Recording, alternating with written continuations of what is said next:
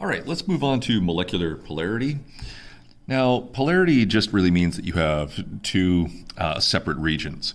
So when we talk about molecular polarity, we talk about polar molecules in which your electrons are not being shared equally. They're being pulled more preferentially to one place versus another.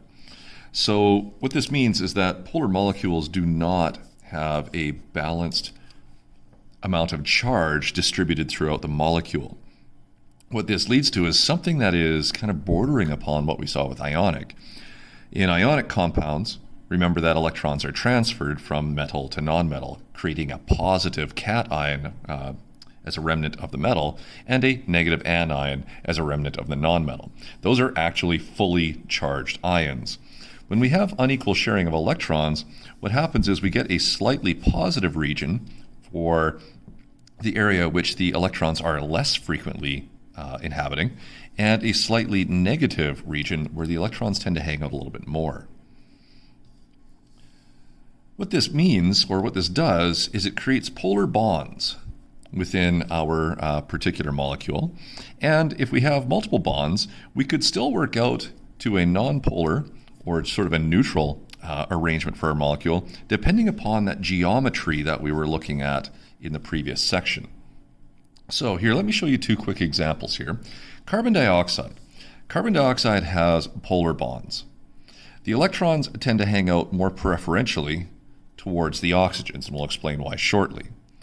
But because it is the exact same two atoms involved on the left as on the right, the unequal sharing towards the left is balanced out by the unequal sharing towards the right, and the pushes and pulls on electrons tend to cancel out, leaving carbon dioxide as a relatively uniformly distributed set of bonds sharing the electrons in a manner that cancels out and leaves it as a nonpolar entity.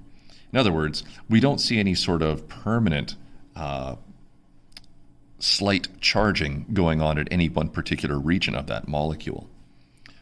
Water, on the other hand, we take a look at this one, has the same kind of issue with polar bonds that carbon dioxide has. The electrons we see tend to want to hang out closer to the oxygen again and not so close to the particular hydrogens. But in this case, these two angles do not cancel out. All right, when we take a look at those ones, the left and right portions of these two vector arrows might cancel, but the upward portions still remain. And so we end up seeing this permanent partial charging to the water molecule, and water always has a slightly negative region close to the oxygen and a slightly positive region next to its hydrogens, making it a polar molecule. All right, there's certain empirical rules that you should read on page 99 of your text, just talking about how we can recognize polar from nonpolar in lab.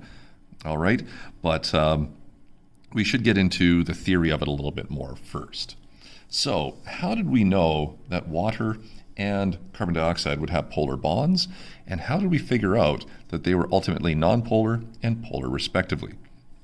For this, we use something we talked about before called electronegativity.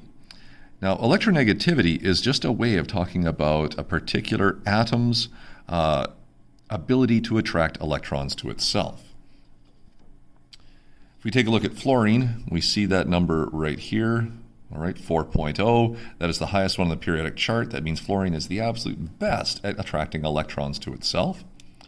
Oxygen with a 3.4 is second best. That's why the electrons were hanging out with oxygen in our last two examples.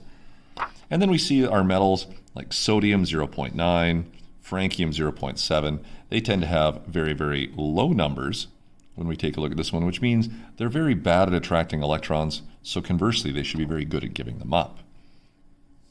So when we take a look at any sort of bond between two adjacent atoms, what we would do is we would take a look at their electronegativity number. Here we see an example with hydrogen chloride.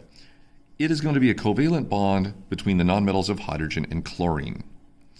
When we take a look at chlorine, it has an electronegativity of 3.2. I know it's kind of hard to see on the video there. And hydrogen has an electronegativity of 2.2. All this really means to us is that chlorine is better at attracting electrons. So the electrons in this bond between hydrogen and chlorine are going to hang out closer to chlorine, giving it a slightly negative nature as the electrons just hang out there more. That means around the hydrogen with a lower electronegativity, it has a poorer ability of attracting those electrons, so it doesn't see them as much and therefore would be having a slightly positive nature as you just have the nucleus of hydrogen there with its single proton. So what we end up with here is something known as bond polarity, that there is an attraction or a bond polarity towards chloride. Hydrogen chloride has no other bonds to try and balance this out, so not only does it have that polar bond, but it creates a polar molecule. This simply just means that the shared electrons in that covalent bond are now being unequally shared.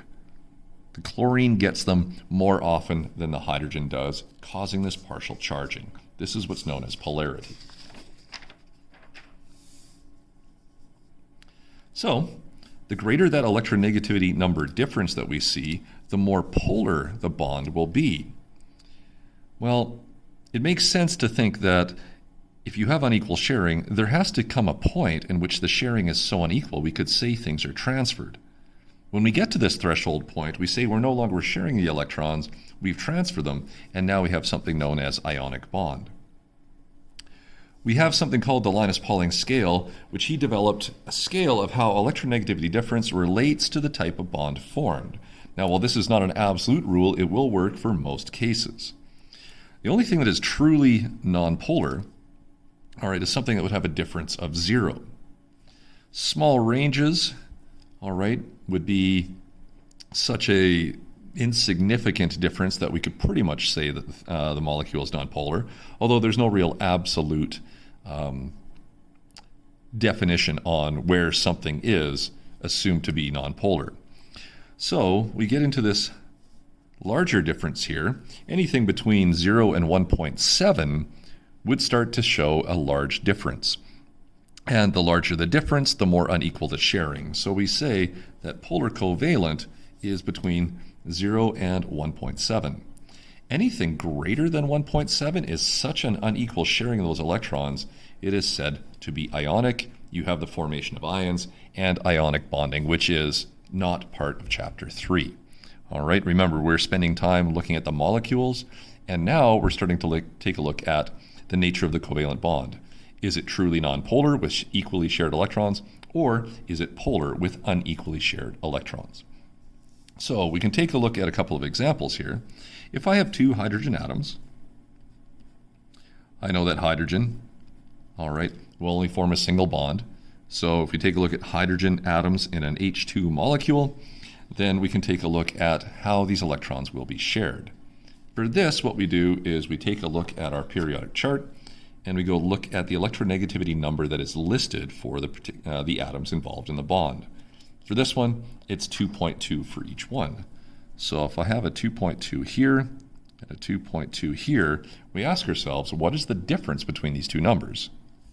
Obviously, the difference is 0, so there is no polarity and there is no unequal sharing here. And so we would say that this is nonpolar in the bond and in the overall molecule because of the one bond that we have. So for our first example, we have a nonpolar covalent bond that has been created. Next one that we take a look at here is between a phosphorus atom and a chloride atom. We go back to our periodic chart. We can see that phosphorus is 2.2 and chloride quite a bit bigger at 3.2. And so we have a bond polarity towards the right, in which chlorine with the bigger number should be slightly negative. And of course, because this is smaller, it should leave us as slightly positive. And so we see a difference of less than 1.7. It's only a difference of 1.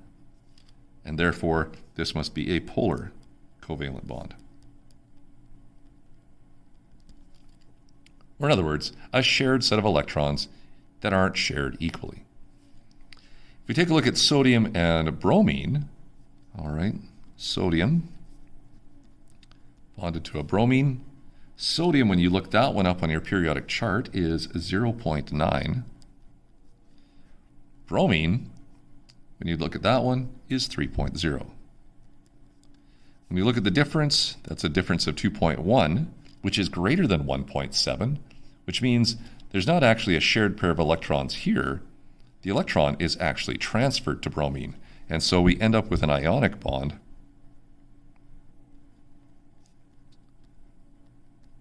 between sodium and bromide. And so we end up with something that is ionic. Okay, so the Pauling scale can give us something which will help us identify the level of sharing to the point at which we could say the level of sharing is so unequal that it gets to be something that is transferred. In the next video, we'll take a look at bond polarity versus molecular polarity. Because we do have the two types, we do have to consider geometry. Remember, like the carbon dioxide example, sometimes these unequal poles can cancel out. So we'll have to kind of marry what we did with VSEPR theory with electronegativity now to try and determine if the molecule is overall polar or not.